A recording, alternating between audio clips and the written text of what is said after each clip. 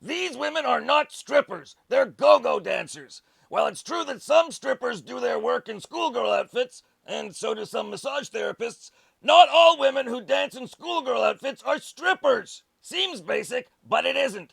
Because last week at a party held during the Video Game Geek Fest Game Developers Conference, the party Xbox held at a club had some go-go dancers in schoolgirl uniforms to entertain the troops.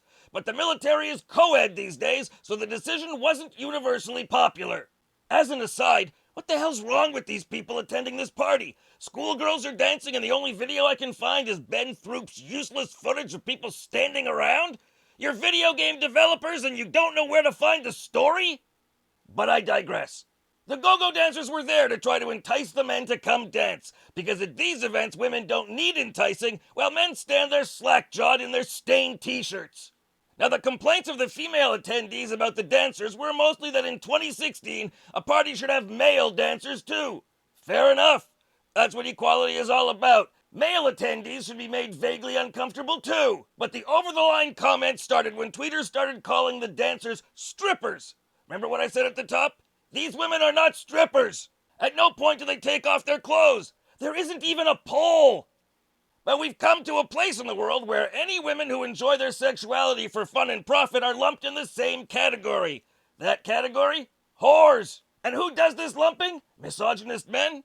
Well, yes, but not just them. Also, feminists. Not reasonable feminists, who are the majority, but some of the loudest rad femme voices, like prominent internet person Anita Sarkeesian with crowd-funded rants against patriarchy in video games, courageously exposing the misogyny in Mario Kart.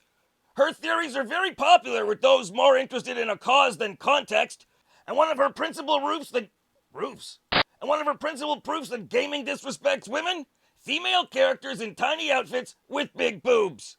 The theory, as I get it, is that scantily clad women, with or without big boobs, are disrespectful representations of womanhood. Such characters are unsavory depictions and are insulting to women, not because of what they do, but how they look.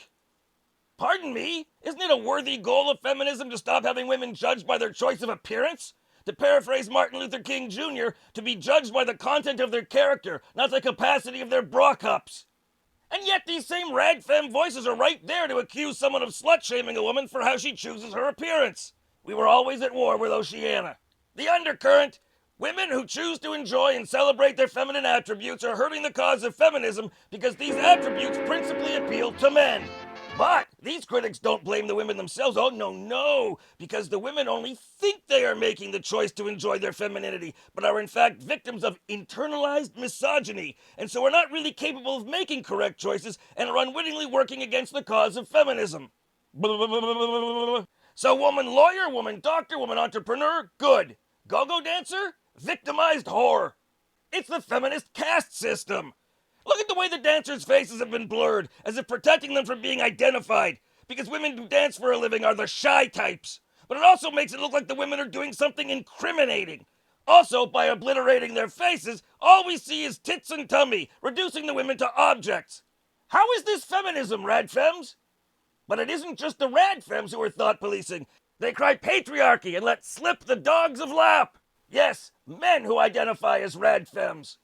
The people at the Xbox party were tweeting about being offended by the presence of strippers? Guys! The women were more reasonable about balancing the schoolgirls with guy dancers. But these guys seemed offended by the very idea of sexy women being there, just to show what good feminists they are. Like they're trying to earn their Girl Scout badges and outrage. Internalized misogyny? These men have internalized vaginas.